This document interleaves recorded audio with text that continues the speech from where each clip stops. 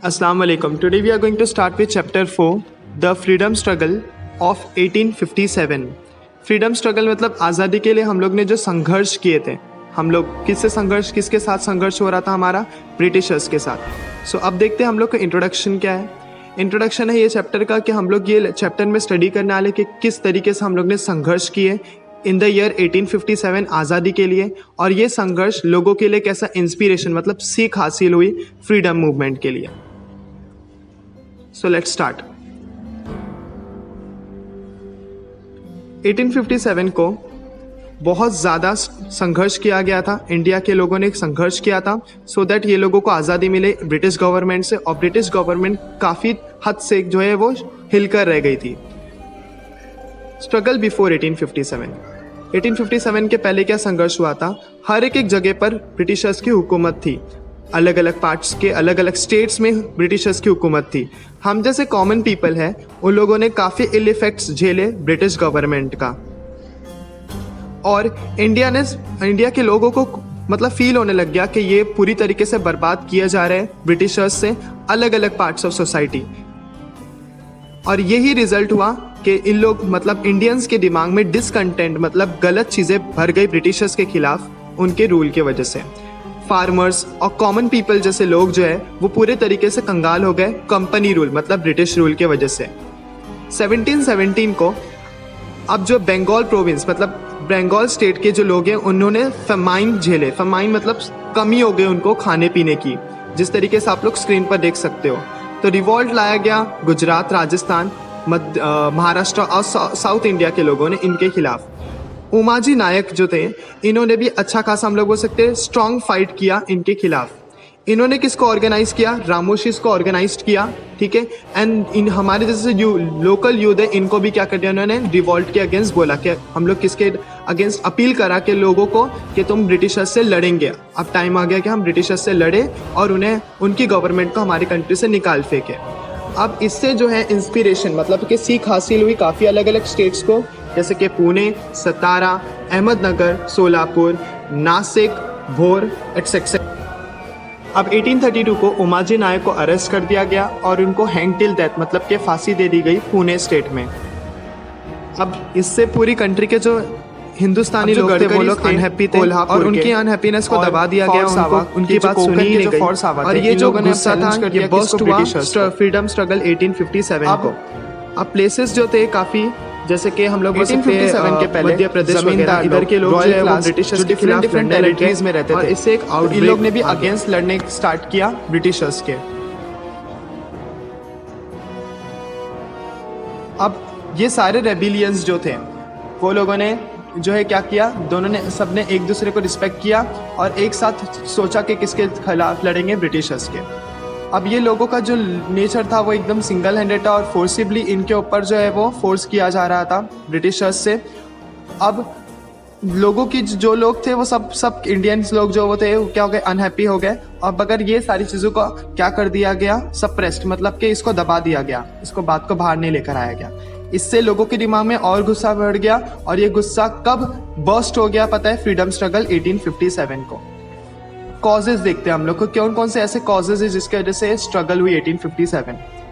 अब British period जब चल रहा था तो काफ़ी किंगडम्स थे अलग अलग जिसमें किंग क्वीन की हुकूमत चलती थी। अब काफ़ी जो बदलाव लाए गए, पहले कोई भी बदलाव नहीं लाया गया था विलेज सिस्टम में, गांव में कोई भी बदलाव नहीं था।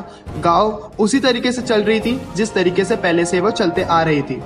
कंटिन्यू सिस्टम विलेज का ही चल रहा था, लोग सब खुश थे।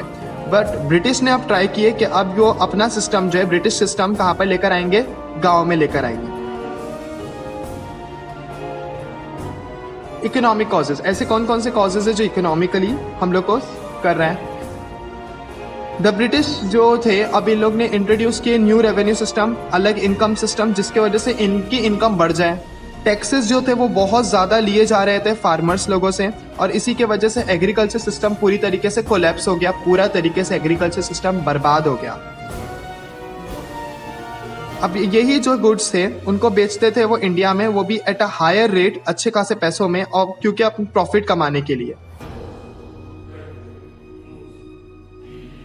उन्होंने हैवी टैक्स डाले लोकल इंडस्ट्री पर, हैंडीक्राफ्ट वाले लोगों को। हैंडीक्राफ्ट मतलब कि जो हम लोग बोल सकते हैं आर्टिसंस, मतलब कारीगर लोग जो हाथों से गुड्स बनाते हैं, इनसे जो है गुड्स खरीद के उसको हायर रेट में बेचने लगे, सो दैट क्या हो, ज़्यादा से ज़्यादा प्रॉफिट हो। इनसे जो खरीदते थे वो चीज़ें वो बहुत लो रेट पर होती थी, जिसके वजह से आर्टिसंस और हम लोग बोल सकते हैं हैंडीक्राफ्ट लोग जो है वो पूरी तरीके से बर्बाद हो गए थे। सोशल कॉजेज़, मतलब समाज के ऐसे कौन से कॉजेज़ है जिसकी वजह से हमें असर हुआ।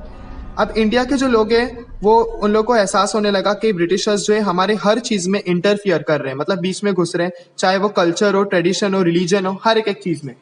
हालांकि कुछ चीज़ें उन्होंने सही किए थे, जैसे सती प्रोहिबिशन, विडो रीमैरिज, जिनके हस्बैंड मर जाते हैं उनको वापस शादी करवाना, बट स्टिल लोगों को लगने लगा कि ये हमारे इसमें इंटरफियरेंस कर रहे हैं ब्रिटिशर्स लोग, हमारे लाइफस्टाइल पर, हमारे रिलीजन्स पर, और लोग क्या थे, डिससेटिस्फाइड थे, लोग खुश नहीं थे। Now let's see political causes. ऐसे कॉज पॉलिटिकली हम लोग को कैसे कॉज हुआ जिसकी वजह से वॉर हुई 1857 वाली। 1757 के बाद ब्रिटिश ने जो थे इंचार्ज ले लिए अलग अलग स्टेट्स के, उनके ऊपर हुकूमत आ गई। अभी लेटर हम लोग बोल सकते बाद में लॉर्ड डेलहाउसी, इन्होंने कैप्चर कर दिए अलग अलग प्रिंसली स्टेट्स, मतलब जो राजा महाराजाओं के स्टेट्स थे उनको भी उन्होंने कैप्चर कर लिया लॉर्ड डेलहाउसी ने। और जो नवाब थे अयोध्या के, उनको क्या कर दिया गया, डी थ्रोन मतलब उनको राजा की कुर्सियों से हटा दिया गया, और उनका जो एडमिनिस्ट्रेशन है वो उनके हाथ में आ गया। वेरस अलग अलग जो प्रिंसली स्टेट्स थे जैसे कि सतारा, नागपुर और ये झांसी, उसको भी हुकूमत में ला लिया गया, ठीक है, और ये हुकूमत को हटाया गया झांसी, ये सारी जगह से। अब जो पॉलिसीज थी डेलहाउसी की, इंडियन की, वो कंसिडर नहीं किया गया ब्रिटिशर्स से, जैसे जैसे कि वो लोग भरोसा नहीं करते थे। अब देखते हैं हम लोग इमीडिएट कौन से कॉज हुए, मतलब अचानक कौन से कॉज हुए। 1856 को जो ब्रिटिशर्स के लोग हैं, इन लोगों ने रिफाइल्स यूज करने बोले सारे लोगों को, ब्रिटिश के लोगों को भी और इंडियन लोगों को भी, जो इंडियन के सिविल सर्वेंट्स हैं, ठीक है। इन्होंने जो रिफाइल जो हम लोग बोल रहे हैं, वो हम लोग बोल सकते हैं जो कार्ट्रिजेस जो इस्तेमाल किया जाता है, जो चीज़ें वो रिफाइल्स में वो इस्तेमाल होता था, किसका गोश्त, मतलब फैट्स किसका इस्तेमाल होता था, काओ, बैल और किसका, पिग का।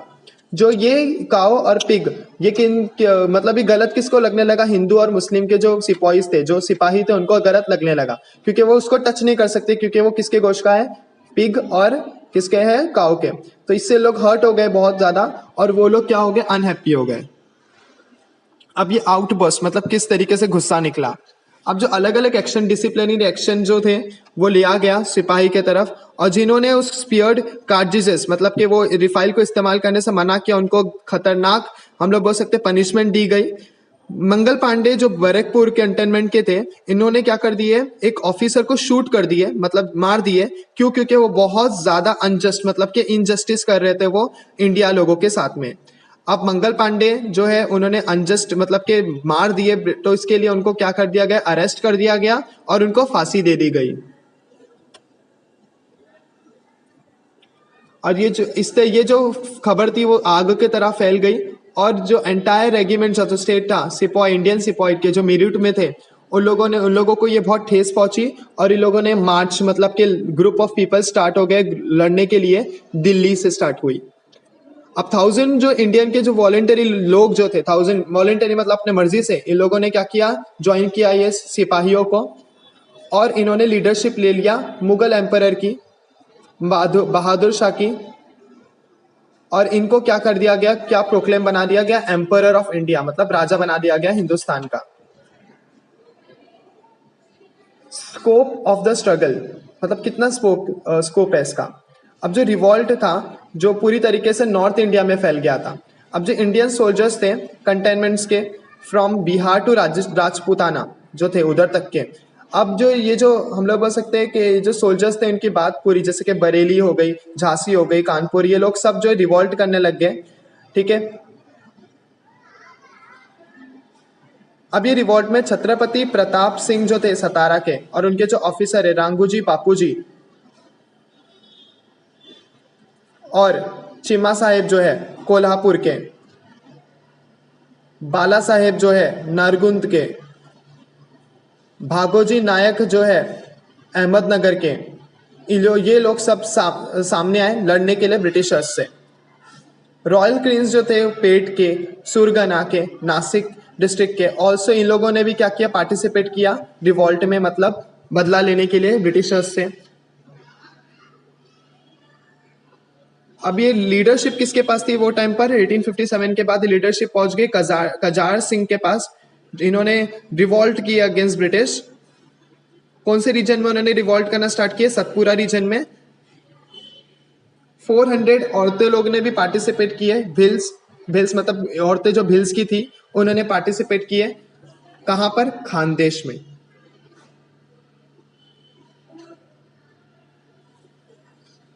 आई होप आपको समझ में आया है। वीडियो लेक्चर 2 से 3 बार देखिए।